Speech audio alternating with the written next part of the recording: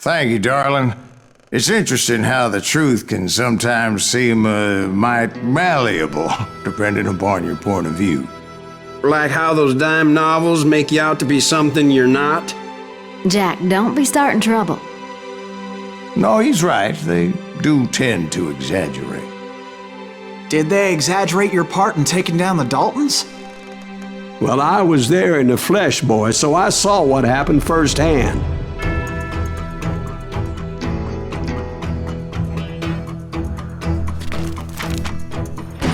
Those Daltons were lawmen once, before they all went bad, robbing banks and trains clear across the territory. Until Coffeeville, of course. I was one of the citizens who took up arms that day. Fighting on the side of right?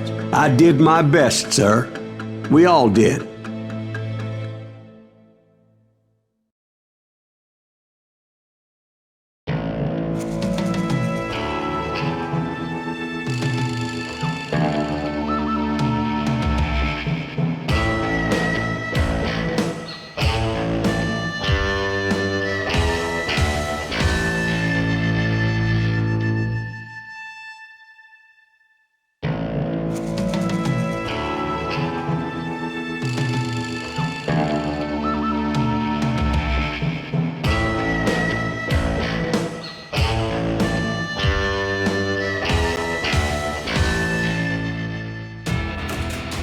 It was early morning. One of my friends was a local gunsmith, and he handed out firearms to anybody who'd take one. You see, the Daltons got it in their heads to rob 2 banks at the same time. 2 banks on the same damn street. Story was Bob Dalton's girl was always riding him about how he had no ambition. Oh, you're nobody next to Jesse James, she'd say. Finally, the bastard took his brothers to Coffeeville just to shut her up. Right. It's always the woman's fault.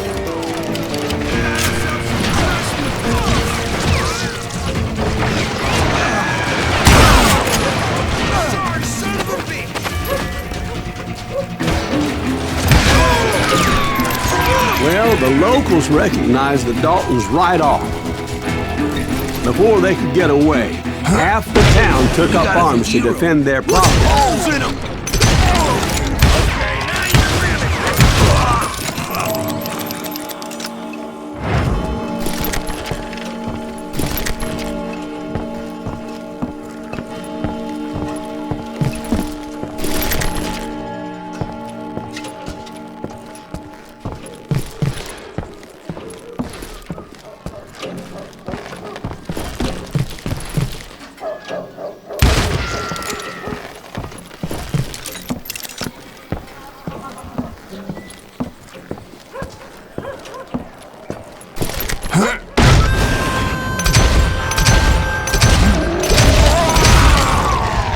The brothers paid dearly for their stupidity, but everybody knows they had it coming. There's more to it than that.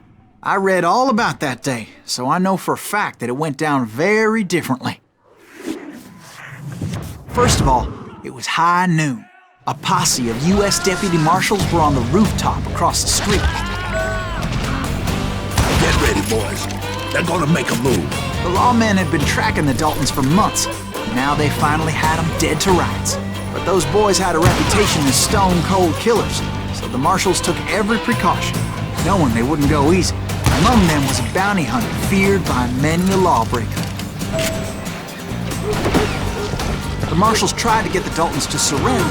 They'll give up eventually. We just gotta wait to suck the bitches out. But this bounty hunter knew that the brothers were far too proud to ever lay down their guns.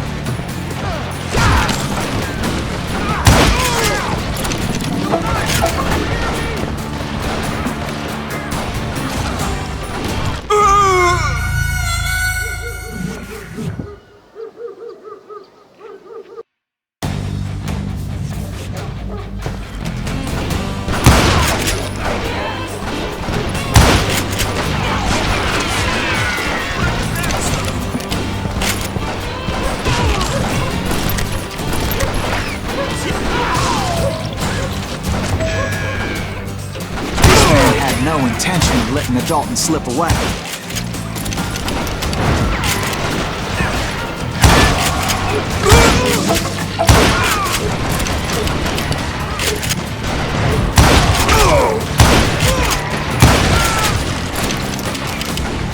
He went in there alone to confront those criminals. One of the marshals shouted, "Where are you going? Are you crazy?" Hey, where do you think you're going, dumbass? That rifle's mine. But he paid him no mind.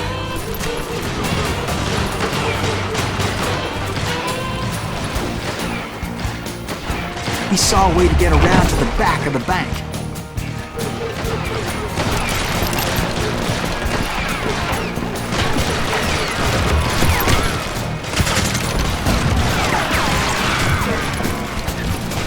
Then he figured out how to hit the Daltons from a direction they weren't expecting.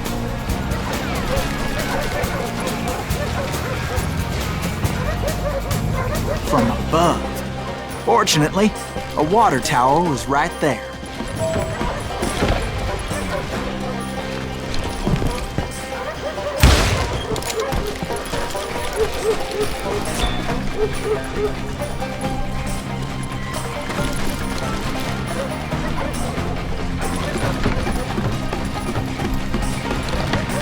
A moment later, he was climbing up a steep ladder, laughing at danger as he did.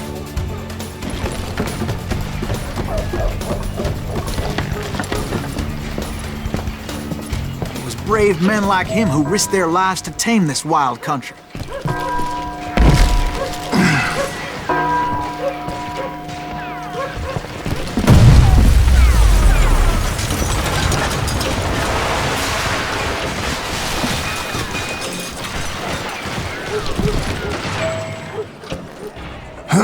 We've got company.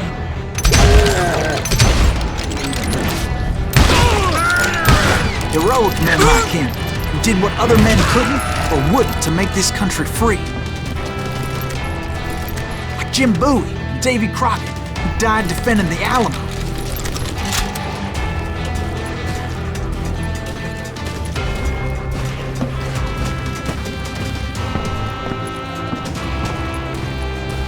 Is that Silas Green? Son of a bitch! Just getting started.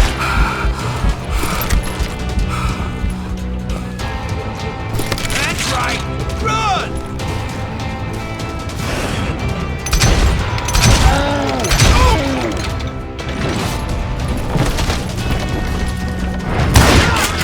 Murderer! I'm gonna kill you dead.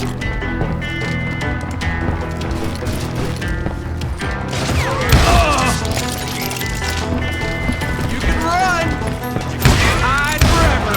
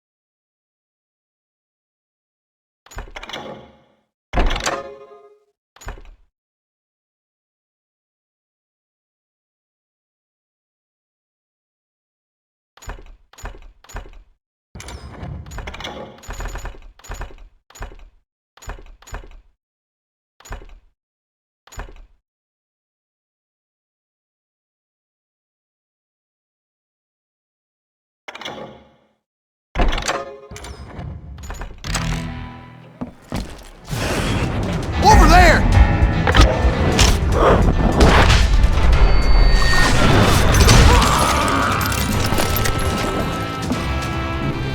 That's Silas Green. What the hell? Blam! Blam!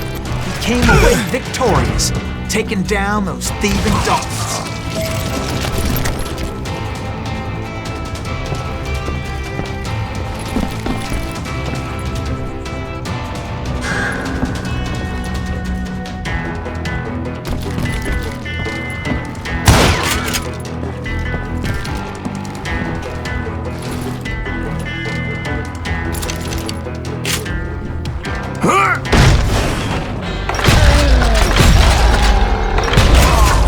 His name was Silas Greaves, and when the dust finally settled, he was the last man standing.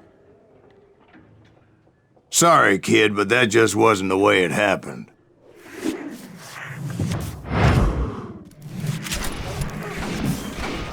It was early evening, not high noon.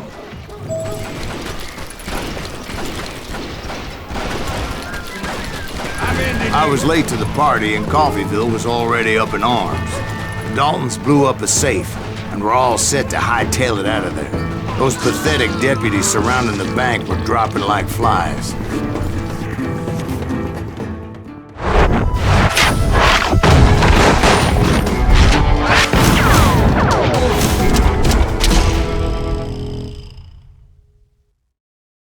I had been tracking those jokers for months, waiting for them to do something reckless.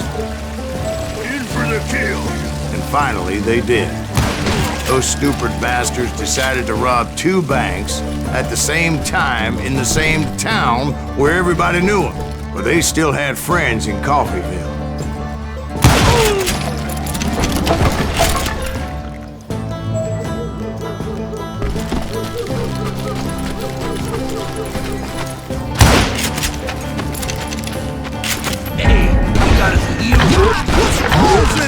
Those friends came after me like a pack of wild dogs, tooth and nail. They were coming at me from all directions. I caught sight of the Daltons running with the money and didn't want to lose them.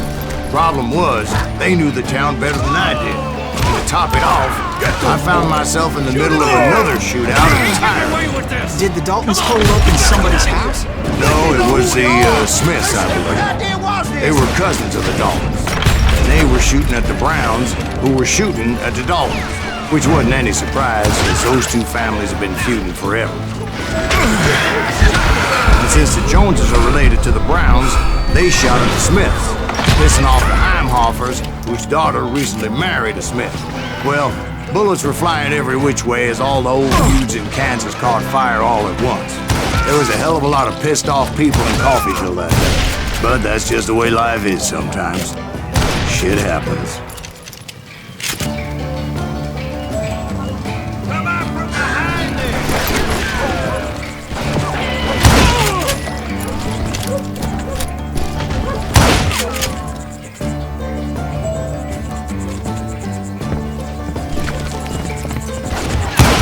You won't get away with this!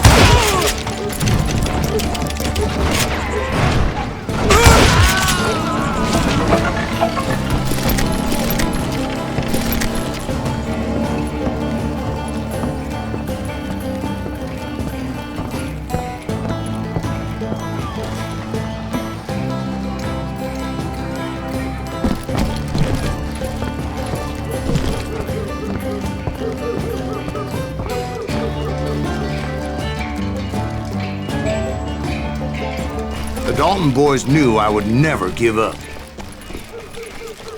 Those Daltons weren't the sharpest knives in the drawer, but they always stood together. They set a trap to slow me down and allow at least 2 of them to escape.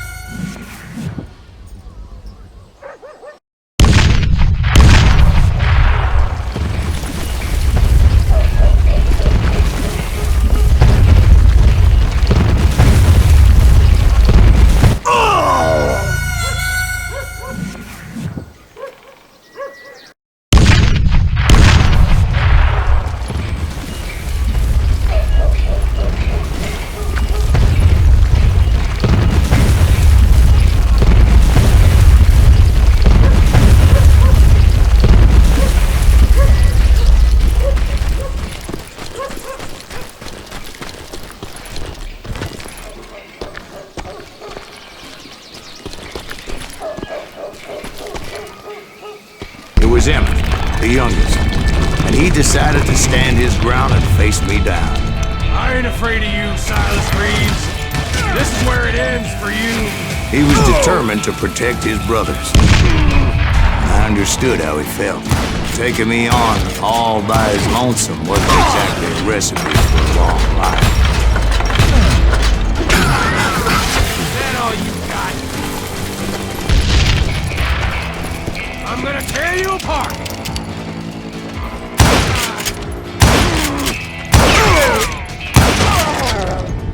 But Emmett Dalton survived the robbery in Coffeyville. He's the only Dalton who did.